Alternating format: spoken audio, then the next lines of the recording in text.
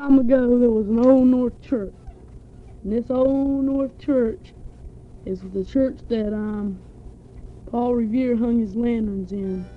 And there was an old innkeeper in this church that took care of the church, you see. He kept it up. Nobody never knew where it come from, but he just slept around the church and cleaned it up and everything. But what they didn't know, that this dude, man, he was a grave robber, and every night he'd go out and rob the graves. And another thing they didn't know about this place was that there was a ship a long time ago, and malaria broke out on the ship and it was killing everybody. So they just disbanded the ship. They said nobody could come to shore. So anyway, there was rats on this ship, and they caught the sickness, and they couldn't have anything to eat. All the food on the ship run out, and people were eating people.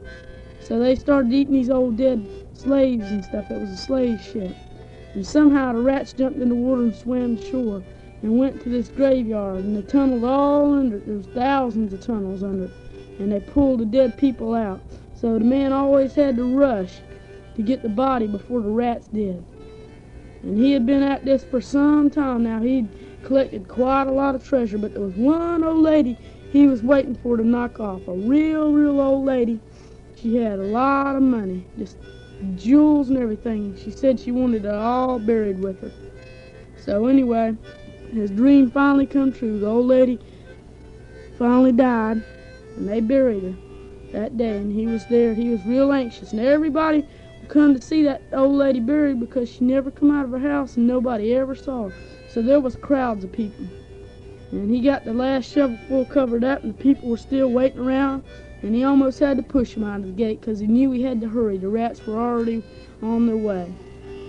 Well, he grabbed his shovel, and for the first time, for some reason, he put his pistol in his pocket and run out and started digging, and he could hear the rats on the other end. They were already going for it. It'd be seconds now. It was a race to the body. And he dug with his fingernails, just blood pouring off of him. He was digging so hard. Tried with everything he had. He dug and he dug and he dug. And he could hear the rats on the other end digging. And he finally got there, and he got right to the top of the casket and ripped it open, and he saw the hand slide through the tunnel, just a hand. And on that hand was a great big giant diamond ring. And it just kind of mystified him, so he crawled right into the hole. First time he ever done that. He started crawling through the tunnel, and he got to the hand, pulled his knife out and cut the finger off and got that ring. Beautiful ring, must be worth $10,000.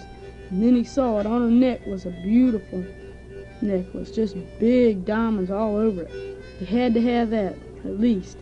So he started crawling through the hole, and he went through more and more tunnels, and the rats were trying to get away with it. They were scared of him. And the rats were trying to get away. And he could hear him in there running through that hole, and him trying to get away, him crawling through that hole. He was crawling through the hole, and the rats were patting little feet. But anyway, he got there and he took the necklace off, and he was way down in the rat's hole now. And he couldn't believe how big the holes were getting. He could stand up in them now. And he shooed the rats off and got the necklace. And he started going back, and he heard something from the faint hall of these tunnels.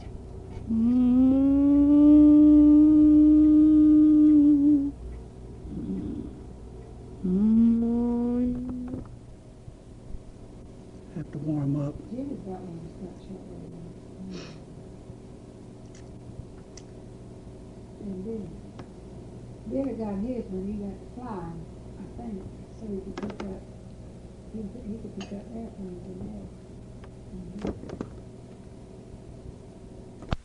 And then the rats started moving forward. He could see blood in their eyes. The rats were coming for him. He pulled his pistol out and shot, and the rats scattered back. And the call come again. Ooh. This set the rats on fire. They were after him now. He started climbing through the tunnels as fast as he could, trying to get back. He was climbing through there. The rats were now nicking at his heels and cutting him and biting him as he climbed through the tunnel. They were pouring on him. He had no chance. They were going to eat him alive before he could get out. He could already feel them ripping through his flesh. How sweet it is. Anyway, He started crawling, knew he only had a couple of minutes, and he looked above him. A sunken casket must weigh 400 or 500 pounds. Over the years, had sunken through the mud, and it was just about to fall. He could block the tunnel and get away from the rats if he could dig this thing down. So he started digging with his fingernails, and the rats biting at his toes and feet and ripping the flesh off. And he got it to fall, and he heard a rat scrunch under it. He was safe. And he thought, well, I got away with the necklace and the ring. He said, soon I'll see my eyes, and I'll look up at the stars, and I'll breathe the fresh air. So he started climbing. He got back into the old lady's casket, slid up to the front where the hole was to get out. He saw no fresh air and no stars.